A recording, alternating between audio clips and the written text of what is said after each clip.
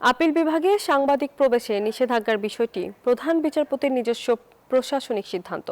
এই বিষয়ে কারো হস্তক্ষেপ করার সুযোগ নেই, এমনটি মন্তব্য করেছেন আইনমন্ত্রী মোহাম্মদ আসাদুজ্জামান। বিকেলে আন্তর্জাতিক অপরাধ ট্রাইব্যুনালে সাংবাদিকদের কথা বলেন তিনি আরও জানান, ট্রাইব্যুনালে মামলার সংখ্যা বাড়লেও ন্যায় বিচার বাধাগ্রস্ত হবে না। আইন অনুযায়ী অপরাধের বিচার করা হবে। অপরাধ যদি হয়ে থাকে সেই অপরাধের বিচারের জন্য মামলার সংখ্যা বাড়া সেটা আমাদের কাছে অ্যাংজাইটির বিষয় না। অপরাধের তো বিচার হতে হবে, তাই না? আমাদের কাছে অ্যাংজাইটির বিষয় ন্যায় বিচার হচ্ছে কিনা সেটা আমাদের কাছে চ্যালেঞ্জের বিষয়। আমরা সেই ন্যায় বিচার নিশ্চিত করতে যেটা করা সেটা করব। এবং প্রধান বিচারপতির সিদ্ধান্ত, উনি ওনার মেধা, প্রজ্ঞা ও অভিজ্ঞতা দিয়ে পুনর্বিবেচনা করবেন বলে আমি আশা করি।